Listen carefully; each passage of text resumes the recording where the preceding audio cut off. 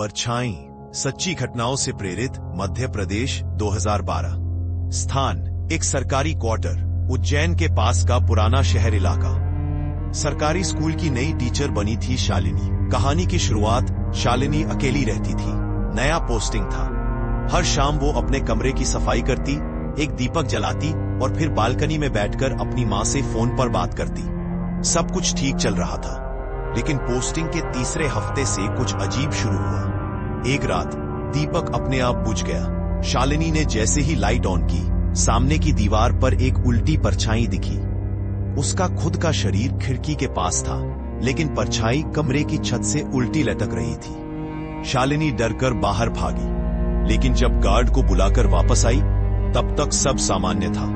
Guard बोला, madam, ये quarter पहले भी कई लोग छोड़कर जा चुके हैं।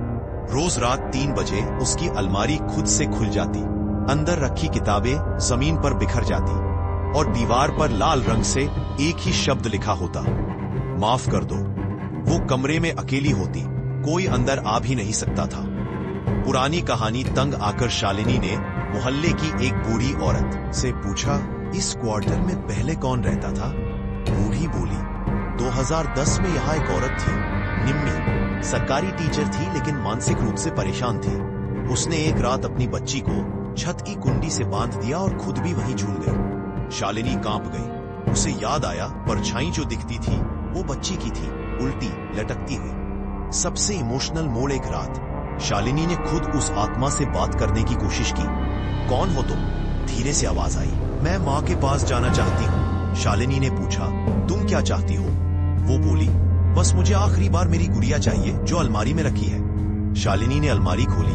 वहां एक पुरानी टूटी गुड़िया रखी थी, जिसे उसने कभी छुआ भी नहीं था। शालिनी ने वो गुड़िया मंदिर में रख दी और वहां दिया जलाकर बोली, जाओ, अब तुम्हारी माँ इंतजार कर रही है। अंतिम पल, उस रात अलमारी नहीं खुली। दीवार साफ थी। दीपक पहली बार खुद से बुझा नहीं, बल्कि सुबह तक जलता रहा। कहते हैं उस बच्ची को उसकी आखिरी चीज मिल गई थी और अब वो परछाई वहां नहीं आती। कभी कभी आत्माएं रोती नहीं, बस एक अधूरी चीज ढूंढती है, और जब वो मिल जाती है तो वो हमें छोड़ जाती है। तो दोस्तों, कैसी लगी आपको ये डरावनी कहानी? अगर मजा आया हो या रूह कांप उठी हो तो चैनल को लाइक, सब्सक्राइब और शेयर जरूर कर दीजिएगा। आपका एक क्लिक हमें ऐसी और कहानियां लाने की हिम्मत देता है, और हाँ, इससे हमारा हौसला भी बढ़ता है। तो डर बांटो और सपोर्ट करते रहो। अगली कहानी और भी खौफनाक होगी। मिलते हैं अगले कहानी में।